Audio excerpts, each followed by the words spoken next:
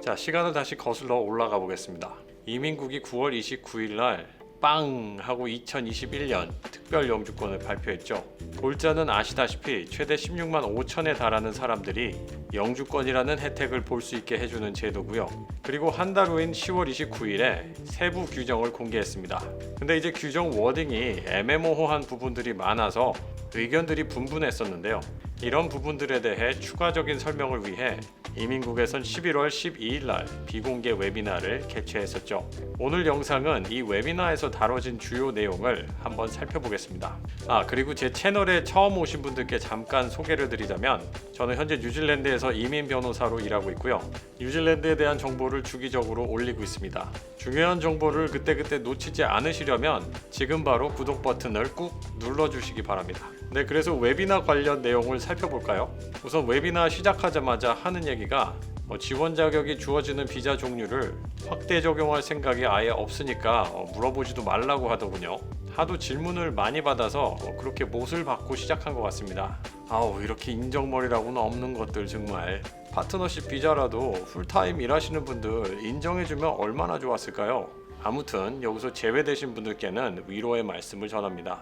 이번 특별 영주권은 기존 이민국 웹사이트를 통해 접수를 하실 수 있게 한다고 하고요. 그래서 리얼미 어카운트가 있어야 가능합니다. 스크린샷 몇 장을 보여주긴 했는데 아직도 버그를 잡는 중인지 확정 전이라 12월 1일 이전에 공개는 하지 않을 예정이라고 했고요.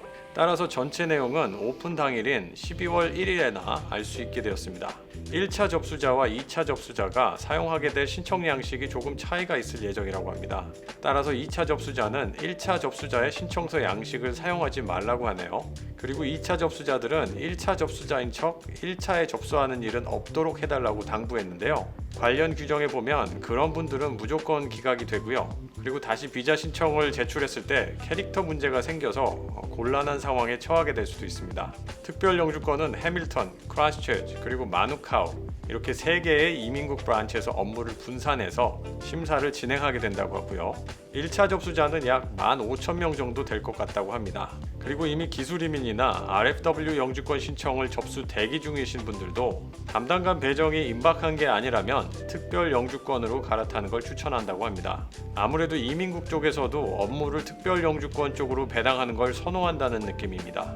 많은 분들이 기대하고 계시는 비자 자동 연장에 대해서는 확정적인 답은 없었고요. 이민부 장관 크리스 파포이의 입에서 흘러나온 말이라 주워 담을 수 없어서 아직도 고민 중인지 어쩐지는 모르겠습니다만, 이민국에 따르면 아직까지도 옵션을 고려 중이며 결정난 바 없다고 합니다. 개인적으로 만일 비자 만기가 임박했다면 자동 연장을 안 해줄 가능성도 있으므로 안전을 기하는 차원에서 미리 신청 접수를 하시는 걸 권해드립니다.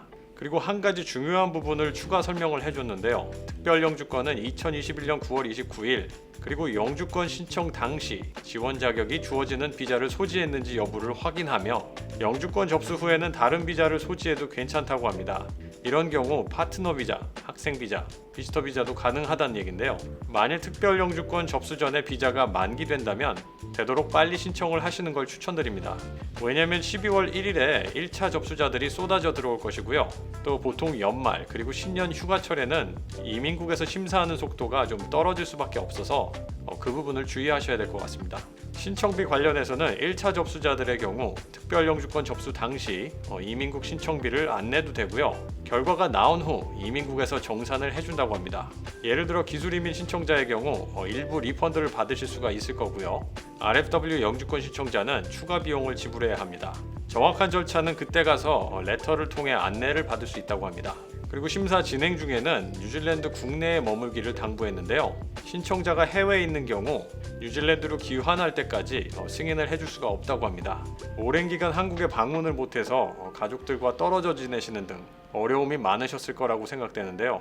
현재 코로나로 인해 여전히 국경이 봉쇄된 상태이고 MIQ 시스템도 원활하게 돌아가지 않는 상황이라 가급적이면 이민국 안내를 따르시는 게 어떨까 합니다. 마지막으로 제가 이번 주 금요일에 코로나19 이후의 이민 전망과 유학 후 이민이란 주제를 가지고 오클랜드 버큰헤드 도서관과 유학원 마이리얼 엔젯이 개최하는 웨비나에 패널로 참석합니다. 이민에 유리한 학과 그리고 유망 직종에 대해 알아보는 시간을 가진다고 하니까요. 관심 있으신 분들은 참석 부탁드리겠습니다. 관련 링크는 아래 코멘트란에 걸어두겠습니다. 그리고 여러분의 성원에 힘입어 벌써 구독자 3,000명 돌파를 눈앞에 두고 있습니다. 어떤 이벤트를 하면 좋을까요? 좋은 의견 있으시면 아래 코멘트란에 의견 부탁드리겠습니다.